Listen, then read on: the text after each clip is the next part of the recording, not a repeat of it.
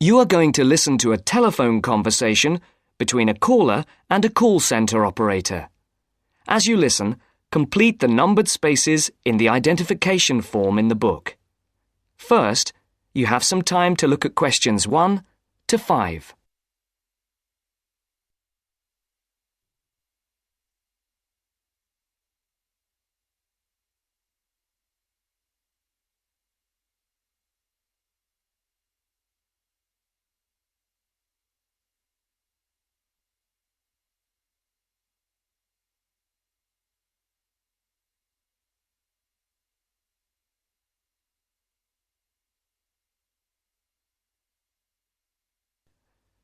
You should answer the questions as you listen, because you will not hear the recording a second time. Listen carefully and answer questions 1 to 5. Platinum Card Service, Rebecca speaking. How may I help you? I've got a few problems with my credit card account. Okay. What is your credit card number? Let's see. It's here somewhere. Here it is. Can I just take the card number, please? Yes, it's 6992 6992 3443 3443 1147 1147 8921. 8921. Right. Can I just check that?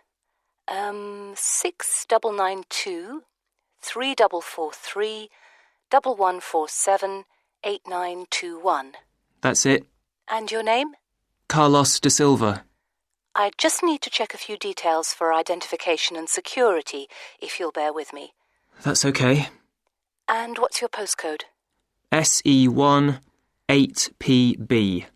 SE1 8PB. That's it. Vauxhall Close, London? Yes, that's right. And the house number? 43. And can you give me your date of birth? 13th of the 7th, 63. And one further check, if I may. Can you give me your mother's maiden name? Yes, it's Moore. Is that Moore? Yes, that's it. Before the caller and operator continue their telephone conversation, look at questions 6 to 10.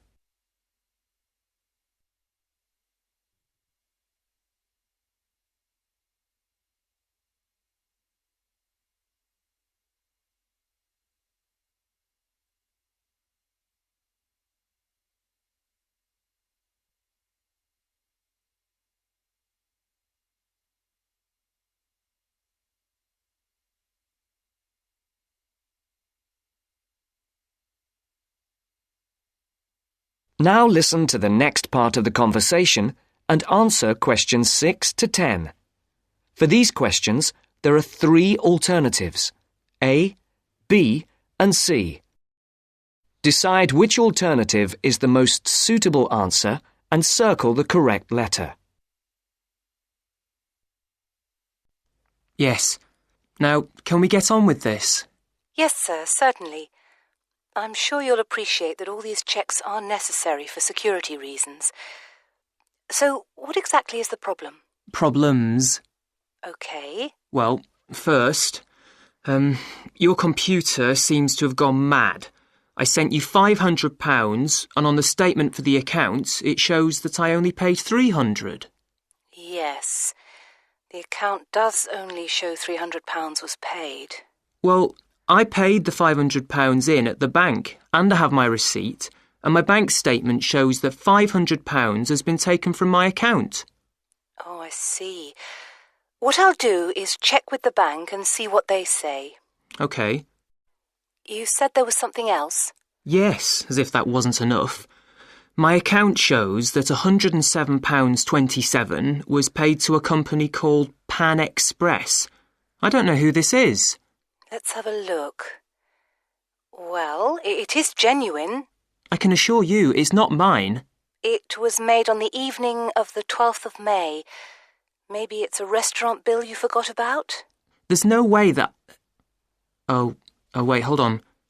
Yes. Oh, it's okay. I've just realised what it is. It is a restaurant bill. The name of the company is different from the name of the restaurant. My mistake. I'm sorry. That's okay. Was there anything else? I don't know if I dare. What is it anyway? Well, it's, the amount of interest seems to have gone up. If you look at your statement for April, you'll see that the rate went down from 16.27% to 14.99% that month. Oh, yes, you're right. Was that everything? Yes, basically it is. Okay. And can you check my payment? Oh yes, I'll do it. Can I phone you back? I'll be at home for the next 2 hours. I have to leave at 11. Right. What's your number? 020 7989 7182. Hold on. 020 7979?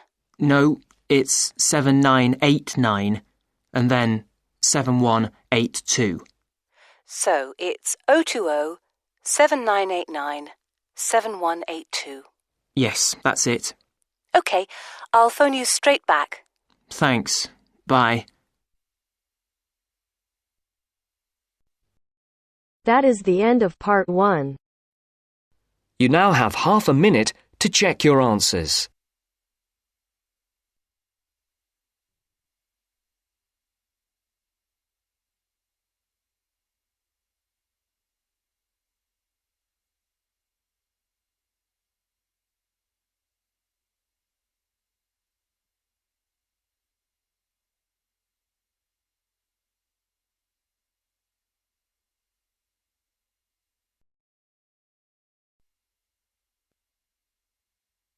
Now turns to part 2.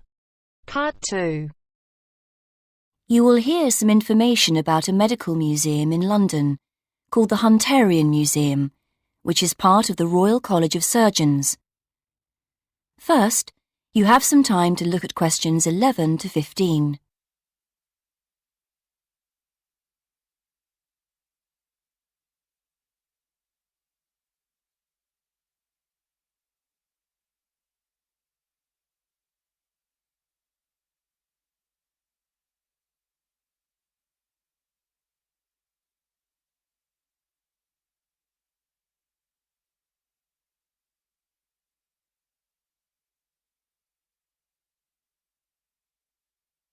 Now listen and answer questions 11 to 15. Good evening. I'm here to tell you about the Hunterian Museum in London, which is part of the Royal College of Surgeons. Although a medical museum, it is open to the general public. The museum specialises in the history of the study of anatomy, and especially the work of John Hunter in the 18th century. If you would like a free guided tour of the museum, then come along at 1 o'clock any Wednesday. Spaces on the tour are limited to 25 though, so it's best to reserve a place by phone, and these tours are for individual members of the public, families and small groups of friends only. Tours for groups of school students can also be arranged, and these are also free of charge. Teachers are encouraged to make a donation of around £3 per student if they can afford it, but this isn't obligatory. What teachers must do, however, is phone to agree a time in advance, as only one school party is allowed in at a time. Then there's an online booking form which you can use to confirm the booking. Or just send a letter if you prefer. For older students and adult groups, we provide more specialised tours, and these cost £100 for a short tour of 30 minutes, or if you want a slightly longer one, it's £130 for 45 minutes. There is a student discount, however, so college groups would pay £75 for the shorter tour, for example. In terms of facilities available at the museum, teachers and others should bear in mind that space is very limited. As we're in the centre of London, with many cafes and restaurants nearby, refreshments aren't sold on site, though there is a small shop selling souvenirs. Most of the things on show in the museum are preserved animal specimens in glass cases, so there are no interactive displays aimed at small children. And our tours are only in English, although there is printed material available in other major languages on request. There's also a lecture room, which groups can book for an extra charge, and this is equipped with PowerPoint projector and microscopes. Before you hear the rest of the presentation, you have some time to look at questions 16 to 20.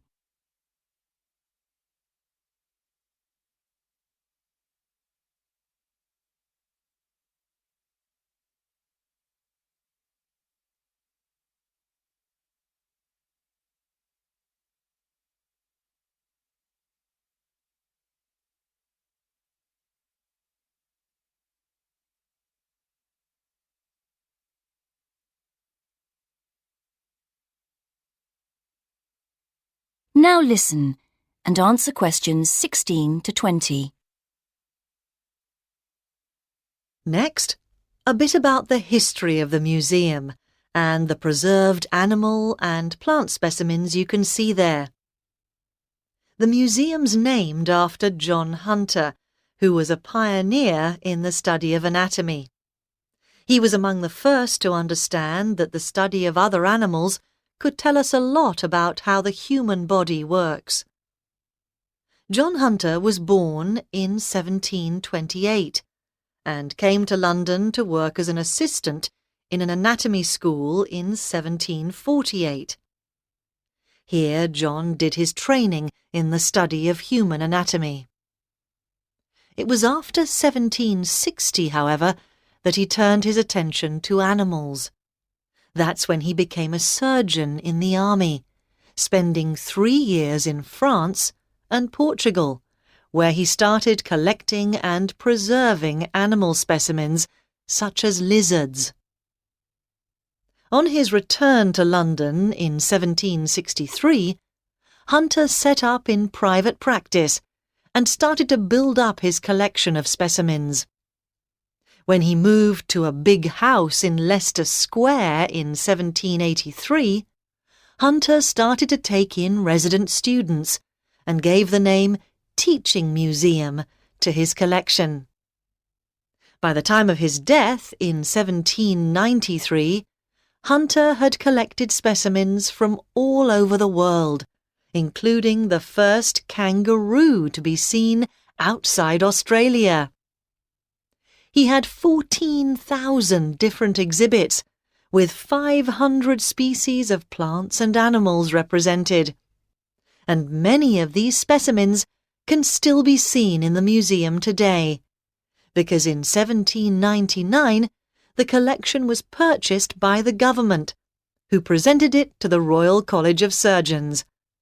And they've been looking after it ever since, which is why the Hunterian Museum is located in their building in London to this day. That is the end of part 2. You now have half a minute to check your answers.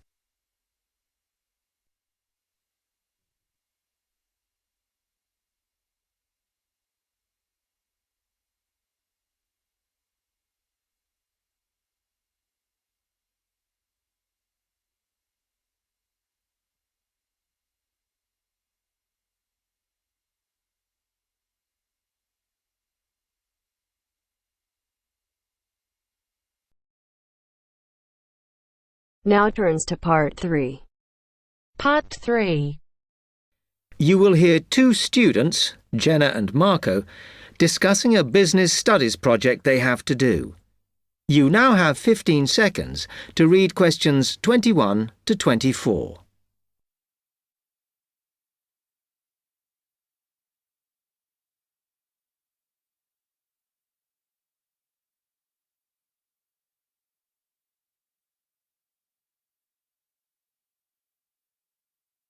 Come on, Marco. We've got to get on and sort out this project for Professor Buckley. Hang on. I want to make sure we've got all the information. Now, where are we? Well, today we need to sort out exactly what we're going to do and how we're going to divide the work up. Okay. How long have we got, by the way? The end of term is April 6th, and he said to hand it in on week 8, so that's March 25th at the latest, because the beginning of that week is the 21st, so not long. Right. Have you got the notes there? Yes. He wants us to do a fairly small-scale study, like the last one, on whether or not businesses were offering more benefits to staff. And we've now got to look at the rise in older workers. It should be fairly straightforward. Yeah, as long as we keep it small. Who's marking it? I don't know. Sometimes he gets the PhD students to mark it for him. Oh, actually, it just says here, a senior lecturer. I suppose it's too much for Professor Barclay to do them all. Yeah. Anyway, how are we going to go about this? Well, we have to decide how big we want it to be and who... Yeah, but I think we must sort out a timetable for the project. Otherwise, nothing will get done. Okay. Do you want to do that? All right. I'll do it as soon as we finish here. Before you hear the rest of the talk, you have some time to look at questions 25 to 30.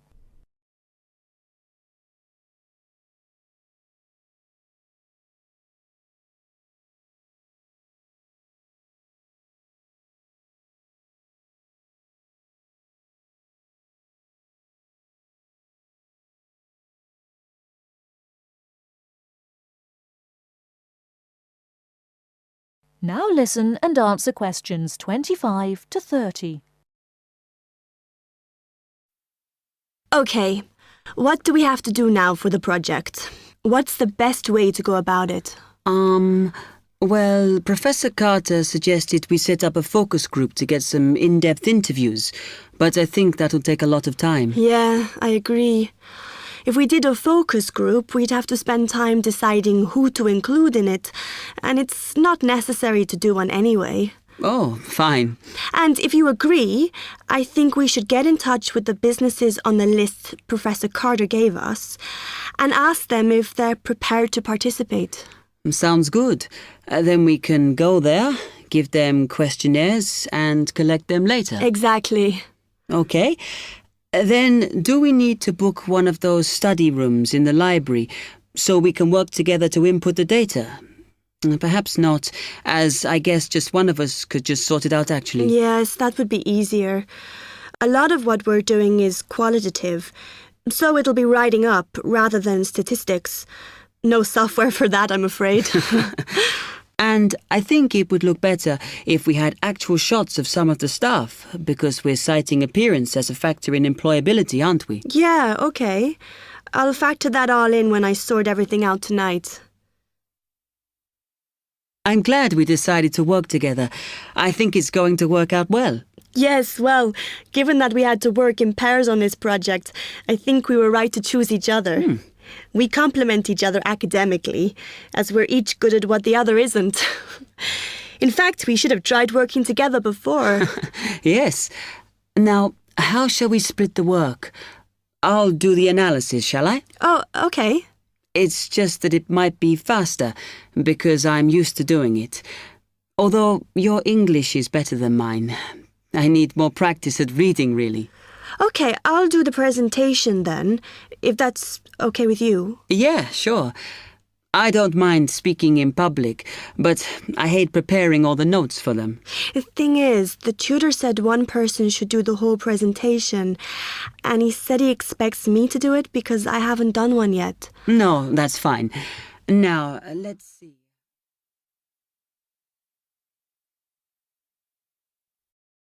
That is the end of part 3. You now have half a minute to check your answers.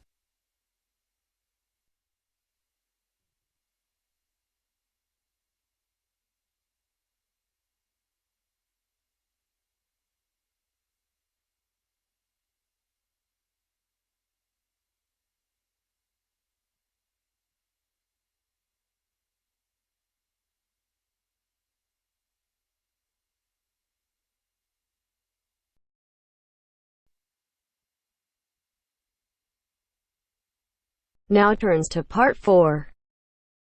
Part 4. You will hear a woman giving a talk at a popular science convention. She is describing research into artificial gills designed to enable humans to breathe underwater. Now you have some time to look at questions 31 to 40.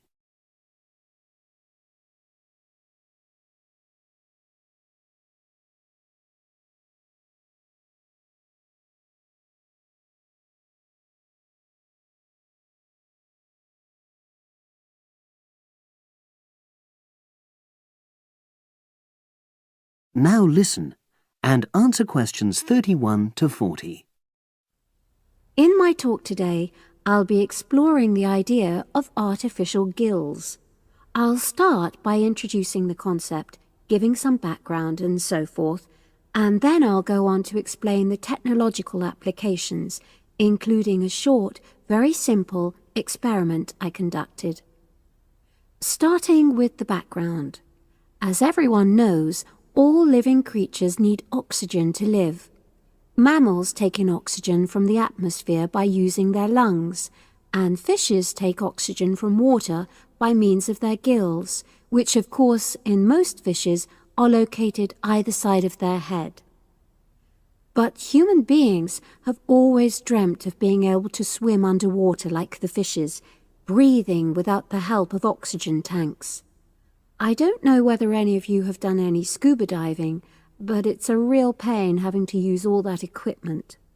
You need special training, and it's generally agreed that tanks are too heavy and big to enable most people to move and work comfortably underwater.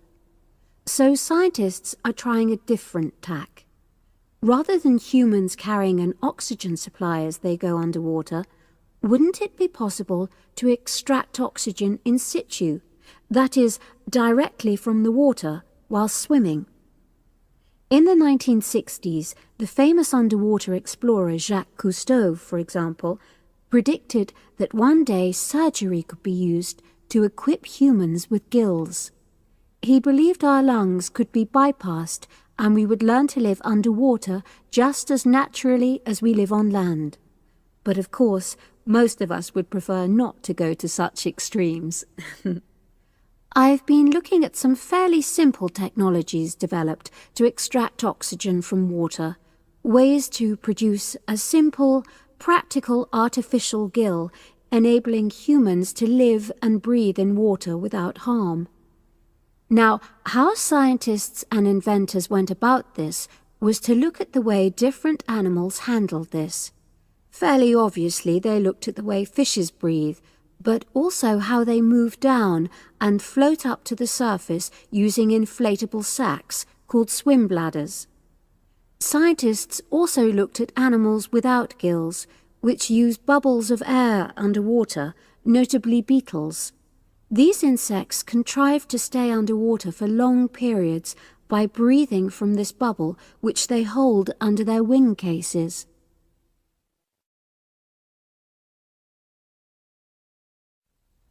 By looking at these animal adaptations, inventors began to come up with their own artificial gills. Now, making a crude gill is actually rather easy, more straightforward. You take a watertight box, which is made of a material which is permeable to gas, that is, it allows it to pass through inwards and outwards. You then fill this with air, fix it to the diver's face, and go down underwater. But a crucial factor is that the diver has to keep the water moving so that water high in oxygen is always in contact with the gill, so he can't really stay still. And to maximize this contact, it's necessary for your gill to have a big surface area. Different gill designers have addressed this problem in different ways, but many choose to use a network or lattice arrangement of tiny tubes as part of their artificial gills. Then the diver is able to breathe in and out. Oxygen from the water passes through the outer walls of the gill, and carbon dioxide is expelled. In a nutshell, that's how the artificial gill works. So, Having read about these simple gill mechanisms, I decided to create my own. I followed the procedure I've just described, and it worked pretty well when I tried it out in the swimming pool. I lasted underwater for nearly 40 minutes. However, I've read about other people breathing through their gill for several hours. So the basic idea works well, but the real limitation is that these simple gills don't work as the diver descends to any great depth because the pressure builds and a whole different set of problems are caused by that. Research is being done into how these problems might be overcome, but that's another story, which has to be a subject of another talk. Despite this serious limitation, many people have high hopes for the artificial gill, and they think it might have applications beyond simply enabling an individual to stay underwater for a length of time. For example, the same technology might be used to provide oxygen for submarines, enabling them to stay submerged for months on end without resorting to potentially dangerous technologies such as nuclear power. Another idea is to use oxygen derived from the water as energy for fuel cells. These could power machinery underwater, such as robotic devices. So, in my view, this is an area of technology with great potential. Now, if anyone has any questions, I'd be happy to answer. Yes, lady at the...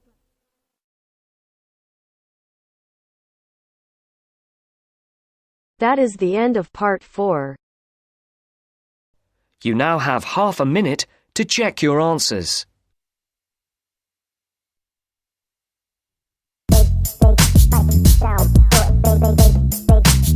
Down.